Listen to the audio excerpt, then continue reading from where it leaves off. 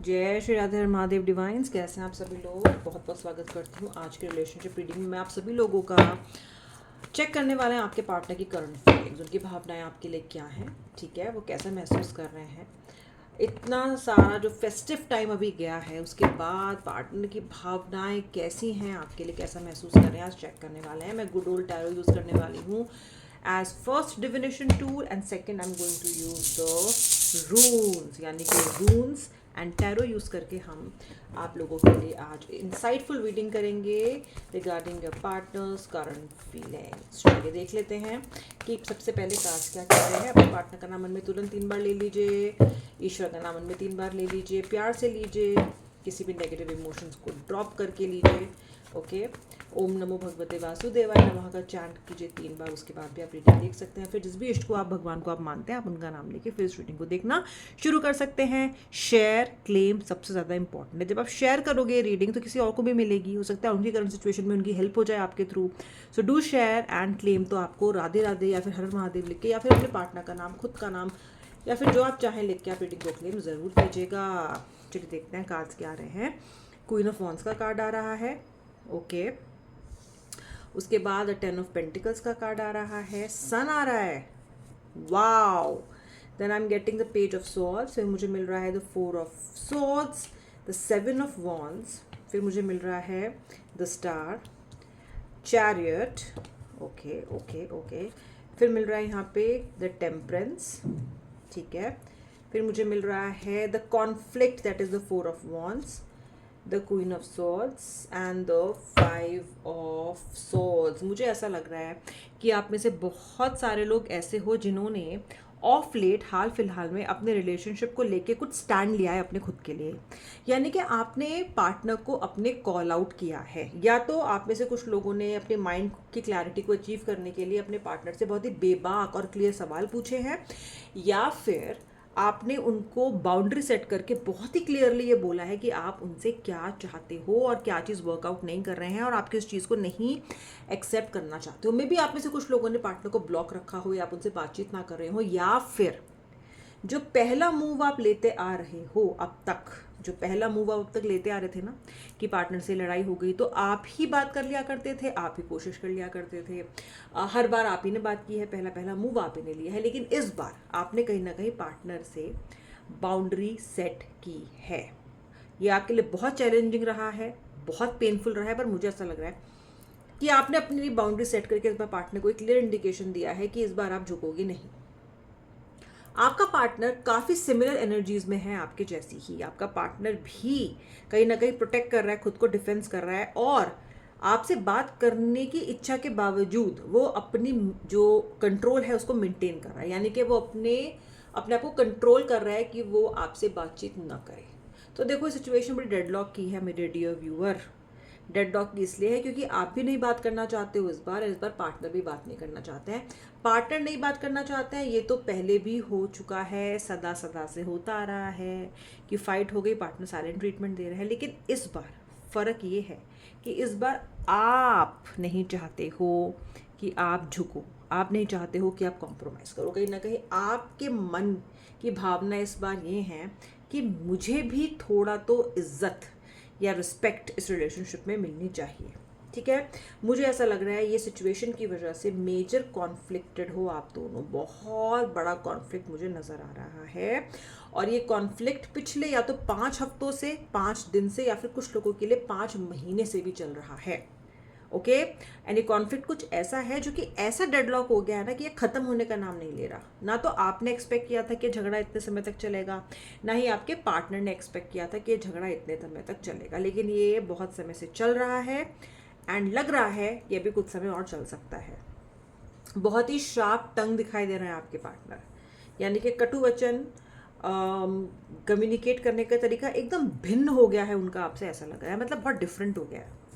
Okay, बहुत ही stranger वाली energy आ रही है पार्टनर से आपको। अब आपको लग नहीं रहा है कि वही पर्सन जिससे आप पहली बार मिले थी या मिले थे। पर्सन बहुत डिफरेंट है, पर्सन ने पलटी मार ली है, आपको ऐसा लगने लग गया है कि ये पर्सन तो वो है ही नहीं जिसको मैंने प्यार किया था या जिससे मैं फर्स्ट टाइम मिली थी या मिला था, ठीक है। आपके पार्टनर थोड़ा ये कह लीजिए कि रेस्टिंग मोड में है। ओके, रेस्टिंग मोड का मतलब ये है कि आपके पार्टनर अपना गुड ओन टाइम ले रहे हैं। This person is taking his her own sweet time, यानी कि इनको आपसे रीयूनियन की फिलहाल कोई जल्दी नहीं है। ओके, आपका पार्टनर ना बहुत श्योर है इस बात को लेके कि रीयूनियन आपकी तरफ से ही होगा, आपकी तरफ से ही एक स्टेप लिया जाएगा, आप इस बार भी झुक जाओगे। तो पार्टनर जो है ना वो जानता है कि आप हर बार एडजस्ट कर लेते हो, अकोमोडेट कर लेते हो, हार मान लेते हो। तो आपका पार्टनर वेटिंग और रेस्टिंग मोड में भी चल रहा है। ओके, ऐसा लग रहा है कि आपका पार्टनर आराम से मेडिटेट कर रहा है, आराम से बैठा हुआ है, सॉलिट्यूड में है, सोच तो बहुत रहा है पर करना कुछ नहीं चाहता। आज तक यही हुआ है आपके रिलेशनशिप में कि पार्टनर ने केवल सोचा है बस, एक्शन में उनकी तरफ से कमी दिखाई देता है। एक्शन हमेशा रिश्ते को जोड़ने का, उसको वापस जगह पे लेके आने का, ट्रैक पे लेके आने का, इसकी कोशिश केवल आप ही आप करते हो, ऐसा मुझे यहाँ से कार्ड से दिखाई दे रहा है। ठीक है, जो बैलेंसिंग एनर्जीज हैं आपके रिलेशनशिप में, यानी कि जो डिवाइन की तरफ से सपोर्ट आपके रिश्ते में बैलेंस का आ रहा है, वो मुझे अगले 14 डेज में दिखाई दे रहा है। 14 डेज में थोड़ी बैलेंसिंग एनर्जी, देखो अभी आप भी गुस्से में हो, पार्टनर भी गुस्से में है, ठीक है, तो थोड़ी जो बैलेंस्ड एनर्जीज हैं, बैलेंस्ड इमोशंस हैं, थोड़ी जो इसमें एक जो संयम आना चाहिए, वो आप दोनों के लिए ही 14 दिन के बाद ही आना शुरू होगा। तभी कुछ बैलेंस आएगा, हारमनी आएगी, कुछ ना कुछ आपको रास्ता दिखेगा, रास्ता खुलेगा इस डेडलॉक को ओपन करने का। ओके, तो ऐसे 14 दिन में आपके लिए हो सकता है। ओके, पार्टनर आपके तरफ बिल्कुल बढ़ सकते हैं, बढ़ेंगे तो वो अपने वही ख़राब मूड में दिखाते हुए कि मैं तुम पे बहुत बड़ा एहसान कर रहा हूँ या कर रही हूँ, उसे रीयूनियन को करके बहुत ही स्टर्न एक फेस बना के, बहुत ही ज़्यादा आपको एरोगेंस दिखा के, लेकिन लग रहा है कि ये पर्सन आगे बढ़ सकता है चाहे जैसे भी सही। ओके, अब आपके लिए कोई नई बात तो है नहीं, पहले भी आप पर्सन के एटीट्यूड को झेल चुके हो, देख चुके हो, you have been going through this a lot. Okay, of late तो बहुत ज़्यादा, ठीक है।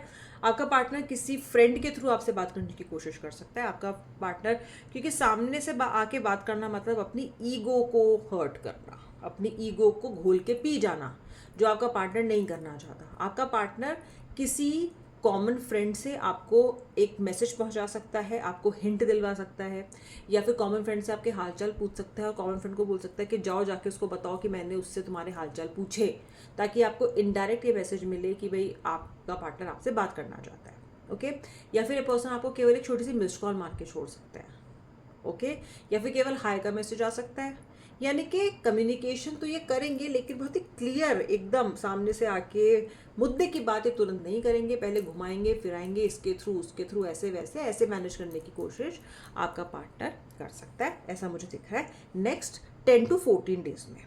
ओके, मुझे एक बहुत अच्छी विश मैनिफेस्टेशन दिखाई दे रही है यहाँ पे आपके लिए, जो नेक्स्ट 14 डेज में हो सकती है। ये एक विश है, एक होप आपकी, आपका जो एक फेथ है जिसके लिए आप बहुत समय से कोशिश कर रहे हो, मे बी आप इस रीयूनियन के लिए बहुत कोशिश कर रहे हो।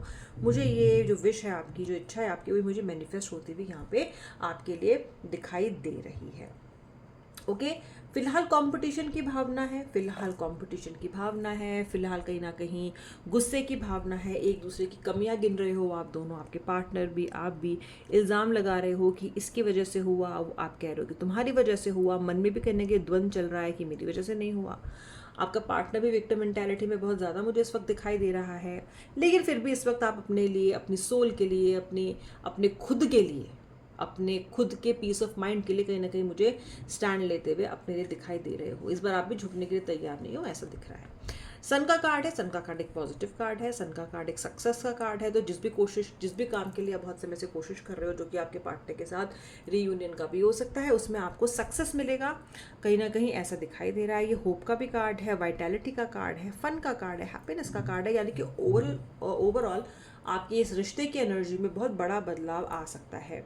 यहाँ पे सन का कार्ड भी है, तो जैसे मैंने आपसे पहले बोला 14 डेज, तो अब 14 to 20 डेज आप कह लीजिए कि इसके बीच में आपका बदलाव पार्टनर के एनर्जीज में, रिश्ते के एनर्जीज में, सारे का सर्कमस्टेंसेस में आपके लिए आ सकता है। बदलाव चाहते हो ना, शेयर ज़रूर करना। बदलाव चाहते हो तो किसी और की मदद भी करना।